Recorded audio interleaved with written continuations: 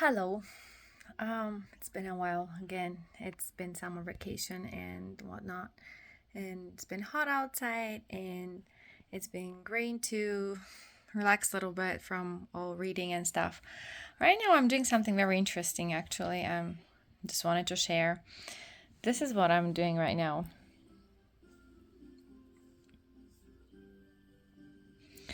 It's a Zoom meeting that I was randomly chosen. I don't know, to participate in, and it's Stephen Ridley, who is a British musician, and this is like the third hour right now going, second hour or something like that going into it. So he shares, and very inspirational, by the way, and very educational.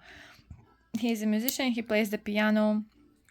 He said he shared he's been born deaf with one of his ears, and the reason I wanted to learn more about him is because he created in his academy a way of learning music, not with the traditional way of Latin using and all those different things. And look at him, he's on fire.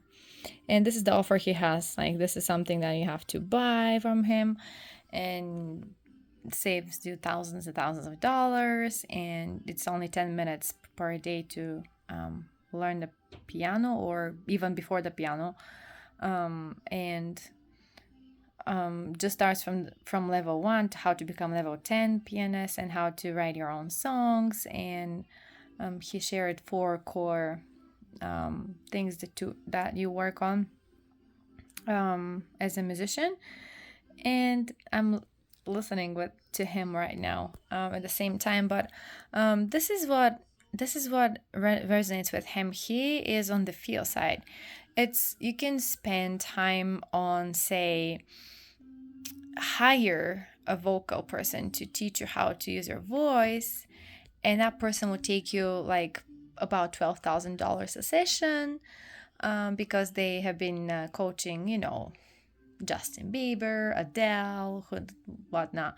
And so, and life is like that too. You could go by the feel, or um, you could just hire because you've got money, and you can hire somebody to coach you, or you could just go by your gut. And he is on the gut side. He's on the side where you can feel the music, and not necessarily learning how to read the notes. Because he said for the since 1960, all the all the rock um, all the rock bands, or everybody, has been using only 4 basic chords, and you can just play. If you learn those chords, you can unleash like hundreds of songs in your mind, and can write the lyrics of it. And he was very interesting that how he did is he would have people go on, write certain lyrics, and he'll just sing them right away, with some kind of melody that he just makes up. And which was really funny, because he asked us to write him in the comments, in the chat, some lyrics about summer, hot, romance, and what was it? It was just very interesting. And so I was one of the many, I don't know, about 400 people today with him on Zoom. And I wrote one phrase, and he used it. He wrote it down on the board, and I was like, interesting. That's very fun. It's cool to be part of a community, like people from all over the world, really. Like, I saw Russian people, somebody sounded like Korean. I don't know, there are people from all over the world, and they love him. And he played recently with in Australia, I believe, or somewhere, with Bruno Mars and other stars. And he said he's this boy that just um, grew up in a village in England, with 40 people in that village or town. And he decided to ditch his job as a financial, what was it, like something in a bank, investments in bank, in the local bank where he lived. And he got a piano outside on the street, and he started playing the piano. And so he said he made more money from street piano than as a person who worked in a bank. And now he travels the world. And so, like, trying to, with his academy, he's trying to shape up and change the way music has been taught for centuries. And I like that approach because when I think about education, because I'm in that field, look at him. He's just strumming and he's just going nuts.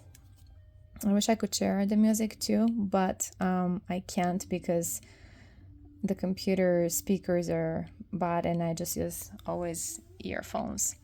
But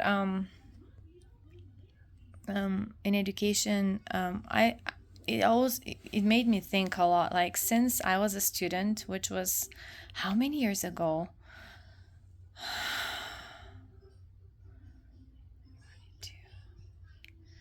I started when I was 6 or 7, so that's like about 30. Let's say 30 years ago.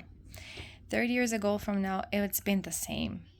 It's always been with the chalk or the whiteboard, whatever, the board and the desks. And what if we were not to sit down on a chair all day in front of the desk and have like breaks in between for restroom? And how about if we had public schools with different styles of education? And it seems to me like everybody who has a good idea about finding different methods of learning and having information assimilated by the learners in a different, unique way, they always become like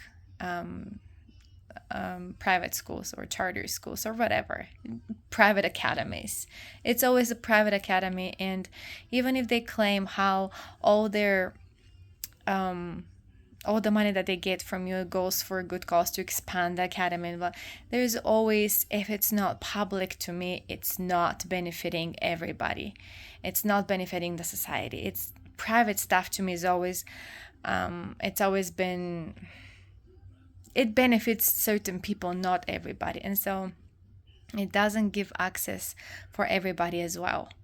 And so they have those, see, this is like their plans and their everything, and how much you save and how much you just have to give him. And so to me, standing for 2 hours like that, pumping you up to buy his package that's gonna save you thousands of dollars, to me it's like and how he's not benefited from him, but you're the one who benefits from it, and how exciting the program is and everything. Selling your talent and idea, to me it's still not enough righteous as a desire. Then if it's like you just want to share with the world, like this lady with the foundation of, it's really, they're announcing how many more people sign up for his program just today from this Zoom meeting. So I'm just gonna put this down because it's really loud. But there's this music foundation. What was it called? I met this lady in Belfast. I have to dig it out again. Liz Shropshire.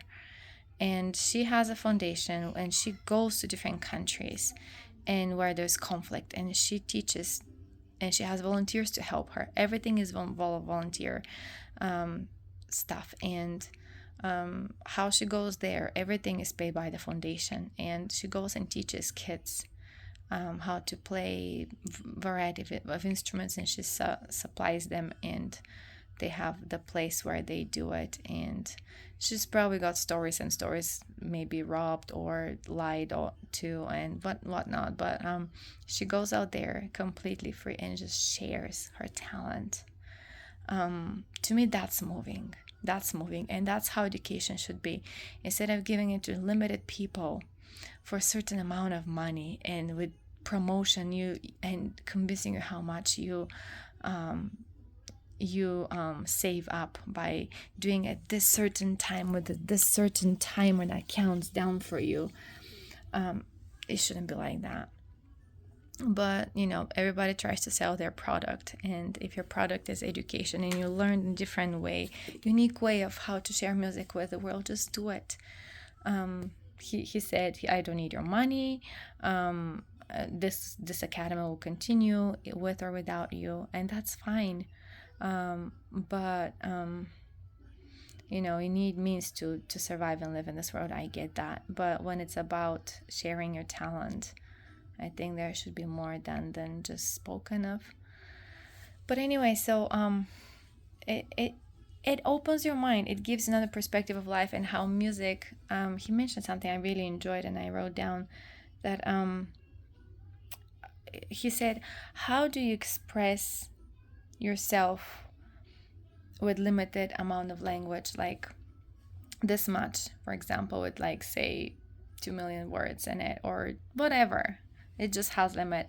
How do you express you're like this much, and how do you express this much with this much of language? It's impossible." And so people find different ways with poetry, with novels, and music is one of them, and I really like that, and I think it's really true. And yeah, I just wrote down that the language of music is vast, is bigger than the words we can express our feelings. And how sometimes when people feel so overwhelmed, they struggle finding the words to express how they feel. And so I've caught myself a few times being on the edge of complete breakdown, and I remember having those lines in my head, just shouting out, and I wrote them down. It was like a little poem of 4 lines, I think, but it just came out. It just came out, and when I wrote it down, I was like, that's like my whole being screaming out, I can't handle this anymore. And I remember one time this past semester, there was a moment in I had 4 classes. One of them was particularly a little bit of a challenge, not too much, but compared to the other 3, I mean, they were all challenging in a way, but also exciting. And this one was kind of heavy for me because it was covering the American history and racism and whatnot. It was just really difficult class for me, and but our instructor was really great. She actually started the first few sessions. It was because it was a Zoom class. She started first few sessions with this we'll listen to music and we'll just write down thoughts, and it was really inspiring. It just sets the mind to what's going to be the discussion about, and then she would be like, then highlight 5 words out of the whole text. Just highlight 5 words, circle them, and then put them down. And then with those 5 words, she'll have like different instructions what to do, just to sort out kind of your feelings and stuff. So it was really great. And I think, was it after class or in between classes? I don't remember. Was I even here in the house or was I in campus? I don't remember, but I was not I was like having like a little down, because ever since I left Japan, it's been up, but like with mini downs, because it's still an adjustment. It's been really hard adjustment to considering the fact that we live with people in their home and they're sharing it with us, and we are 6 of us, me and my kids. And considering the fact that you're financially strangled like in ways you've never believed, and it still somehow works out for you, and then you have so many assignments you have to do by certain time, certain day, and certain hour, and have it loaded on Canvas online. And so it's been pressures, and but then that was in the very beginning when I just jotted down this kind of little text, and it was when after I wrote it down, I felt relieved. It just came out in words that I jotted down really fast and didn't really think about I didn't consider like going over it or like redoing it or something. Like you can see the scratches here and there, and but this is what the text is all about. And when I read it, you will have kind of like an idea of what kind of emotions I have been going through with that. So there you go. You can't hurt me anymore. I don't have to see your face. You can't tell me what to think or say anymore. I can think of for myself and voice my own opinion. You don't have power over my choices. I can decide who I want to be. You don't get to tell me lies again. I didn't believe you anyways, and yet I stayed. You don't own my body, spirit, and soul. I'm no longer a prisoner of neglect and betrayals.